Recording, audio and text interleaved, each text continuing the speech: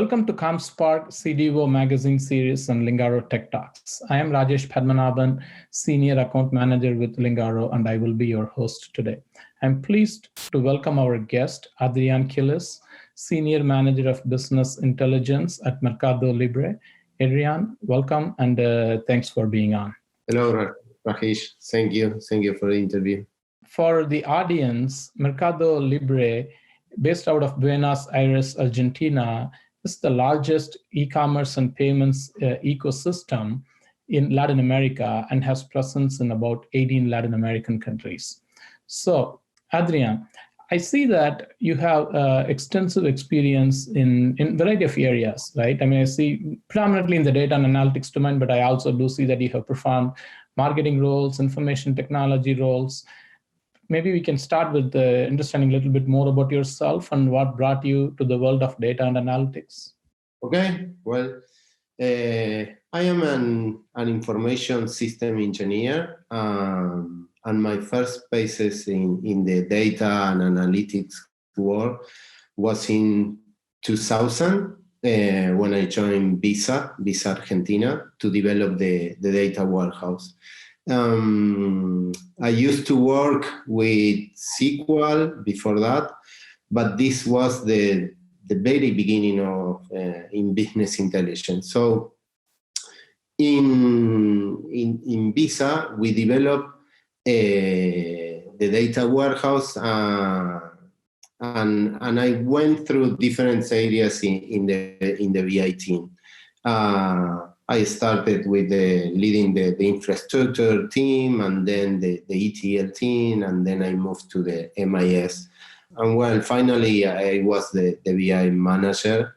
But the last 2 years at Visa, I moved to the business side, and I was the marketing manager the last 2 years there.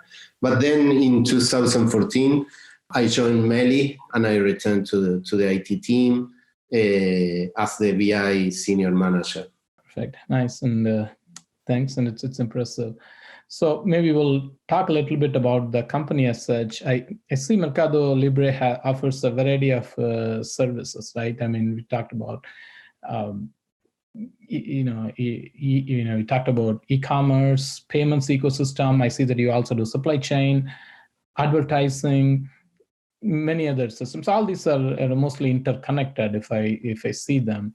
Maybe can you talk to us a little bit more about Mercado and the various services that are offered? Yes, as you said, Mercado Libre is the largest online commerce and payment ecosystem in Latin America. Mercado Libre is an Argentinian company. We have 21 years old. We have more than 13,000 employees right now. And yes, as you say, it's not only the marketplace. We have a complete ecosystem. Well, we have the Mercado Libre marketplace, and we also have Mercado Pago as our payment gateway. We facilitate the transactions both on and off the Mercado Libre marketplace.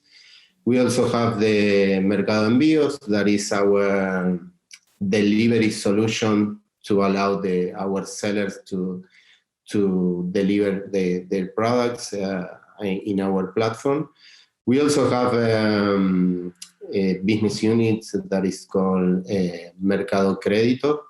With this business unit, we offer loans to consumers and merchants. And then we have the advertising unit, and we also have a back office service for our sellers through Mercado Shops.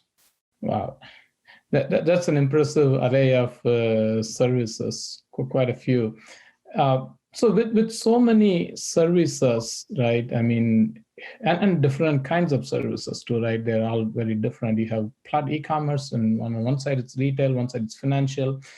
I'm sure there is a variety of data, and there's a huge volume of data that's also being collected. So, I mean, I'm curious to know, how do you manage them effectively and efficiently so you get the most out of it, Adrian? Well, yes, we have a lot of data. You think it's every interaction of our users is tracked. So we write more than 1,000 million events every single day. And these events goes directly to our data lake and also to the data warehouse, which means that we are moving around more than 3 terabytes daily. And this data is actively used by our users in the whole company. So we have around 3,000 terabytes of customers and transaction history in our data warehouse. We have our data warehouse running on Teradata. Then we have more than 4 petabytes in our data lake. We have our data lake running on S3 in AWS. And then we have a real-time solution running on BigQuery. But the last quarter, we made the POC, and now we are planning to consolidate all the information from this data lake, the data warehouse, and the real-time solution. We will move everything to BigQuery. Okay. Yeah, that's a lot of, technologies. It's consolidation itself will be a big task for you, I guess. Yeah. So that kind of takes us, we can pivot it to the next question, which is around the transformation, right? I mean, you mentioned briefly about what are the various tools and technologies, but from overall data or digital transformation as such, and most companies are going through that. They may be in different phases, but I'm sure every company is going through that. Otherwise, they'll be left behind. Can you? This is kind of a loaded question. Can you tell us where are you in your data or digital transformation journey? What are the challenges that you came across while you were going through this, and maybe can you give us some examples and how you overcame those challenges?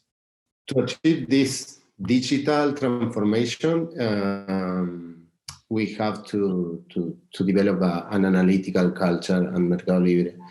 And I think you have many challenges in the different areas where you are working when you try to develop an analytical culture. I think it's very important to have this data-driven culture in order to obtain this digital transformation. So if I think in terms of, for example, in data, when we started with this analytical culture, we had only a data warehouse where we consolidated the data every night, and it was available for the next day to consume by our users. And one of the challenges was we need more fresh data. We need real-time data. And for that, we need to change our data strategy. We need to change our ETL tools and our ETL team. We have more depth in this team, more data engineers. And it was a really big challenge. It took us around probably 1 year to change everything in terms of this data strategy. And then if you think about technology, I think it's the same. We in the beginning, we had only one tool to explore the information, to explore the information. It was MicroStrategy. But now we have MicroStrategy, Tableau, Looker. We also have developed our own tools, one portal where we consolidate all the main dashboards, and then we develop a tool for mobile dashboards like Instagram. We call it Instagram, and then there we are posting our dashboards or the last photo of the dashboard. So in terms of technology, there is a big change again.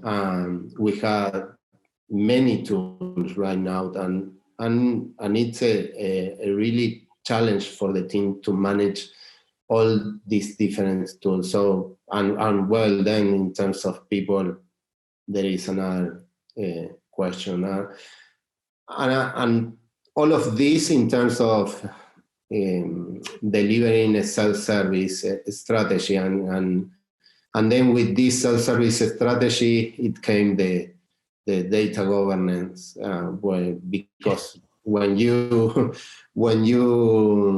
move from the traditional BI approach to this self-service strategy, one thing that you probably will lose is the governance. So yeah, you brought in a lot of good points. I mean, the important thing is culture. Interestingly, last week in the CompSpark event, there was a panel that I was moderating, which we essentially talked about what are the challenges that companies come across in building a data analytics culture, and a lot of what you said are very relevant to that discussion, right?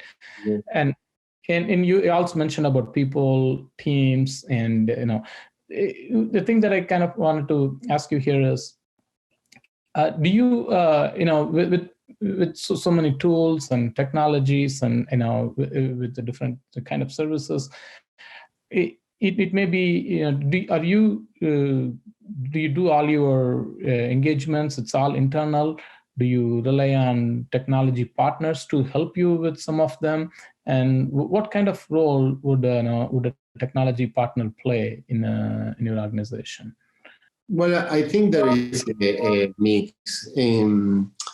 For example, with these tools that are provided by partners, we work with them, for example, in develop specific trainings for our teams, because we have our own e-learning platform, and we ask to these different partners, for example, to develop some kind of trainings and with different stages, exams, and all of this. So then sometimes or probably in the earliest stages, we try to implement with them to acquire these best practices. But then we love to work alone and to develop our own tools.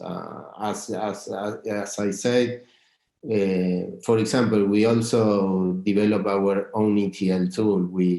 In the past we have one world class, then we try with an open source tool, but at the end we decide to develop our own ETL tool. So sometimes, and in the cases that make sense, we try to work with the partners, but then what is different in Mercado Libre is that we are a technology company. So for us, it's like I don't know if easy, but it's a kind of that we love to develop our own tools. That's a very, very interesting thing that you said, right? I mean, a lot of times we see these companies as, it's an e-commerce company, but they're more of you're more of a technology company. You see yourself, right? I mean, so for example, in Cincinnati, we have, I don't know if you heard about Kroger, which is one of the largest grocery retailer in America. People see them as, it's a grocery company, but it's called Kroger Technology. They see themselves as a technology company. So I worked for Kroger in the past, so I can very relate to what you are saying when you say that you see yourself as a technology company. Yeah, it makes perfect sense. So we talked about the different varieties of services that you offer, e-commerce more on the retail side, payments ecosystem, it's more on the financial side. So on the financial side of things, I mean, it's kind of a very sensitive industry, right? I mean, you have to take care of a lot of things, cyber fraud, suspicious activity, all the regulations around security, privacy, and whatnot. Now, let's take one use case, which is about fraud. How do you use analytics, for example, to uncover any suspicious activity and prevent fraud? Do you use any advanced analytics strategies, use artificial machine learning to predict some of these things like fraud detection and things like that? Yes, absolutely. Well, we have a specialized team for fraud detection, and they have a big team that apply machine learning techniques. I'm not the right person to talk about fraud, but I could assure you that one of the most important thing in our business, especially in the payment business, is to have this fraud detection system, and for that we use a lot of data and different machine learning techniques. Okay, that's pretty important, and that's good to know, Adrian. Jumping on to the next one, I was reading your Q2 results. That was maybe 2-3 months. I think I'm sure you're ready for Q3, but then the growth of Mercado has been pretty amazing and impressive or outstanding, to say the least, right? Let me read what I have. It says you have a 72% increase in total payment volume dollars, 45% increase in unique active users, so on and so forth. There's a lot of pretty positive, highly positive numbers. And in the market and Wall Street, I see that they have reacted very, very kindly to it. What is the secret sauce, and essentially, specifically, what was the role of analytics in helping with this growth? Okay. Yes. What I think is, or what make us different, is that we are focused in delivering the best experience to our buyers and sellers, and I think it's related again to our principles. For example, some of these are: we create value to our users, we execute with excellence, we endeavor to take in risk, or we are in beta continuous. So with these things in our DNA, we are not only focused on delivering the best solution, we also are focused on adapt to the situations and the environments as soon as possible. And with this pandemic, what happened was everybody in the company was asking for data and new analytics to take better decisions. So I think it was for me was I found I can't find the word in English, but it was very grateful for me to see how everybody in the company was looking for data and information during the first months of this pandemic. So everybody need data, and if I think in the past we probably would have taken these decisions based on our instincts or actions in the past, but now it was taken with data. So this is what I think it was very helpful for us to be or to have the capacity to adapt quickly and use the data that we have to take better decisions. Very nice. And this is a nice segue into the next question, which is probably the last one, about the pandemic. You mentioned about the pandemic, right? None of the interviews in this day and age will be complete without talking about COVID-19 and the pandemic, unfortunately. So how did COVID impact your business, and how did you manage the situation? It definitely looks like it has had a positive impact, but then still, I would like to hear from you. What is the impact, and even if it's positive, there is some kind of impact to the organizations. How did you manage the situation? Yes, well, this pandemic generated significant changes in the consumer behavior, especially in this region, in terms of e-commerce and these online payments. But I think from the beginning, we were focused on the well-being of our teams, and we are proud to that we have been able to continue the operation and helping hundreds, millions of merchants and buyers to continue with their businesses and to continue with their transactions in a safely way. And the same is with our team. From the first day, we could continue working as in our offices, but at home, and it was no difference. We had these options to take 1 or 2 days of home office, but with this, it was 10,000 people moved to home and work from home. But for us, it was easy to adapt to this new normally. Yeah, I think it's what makes us different. Yeah, different situations call for different actions. Yes, absolutely. Yeah, cool. I think that's all I had from my end, Adrian.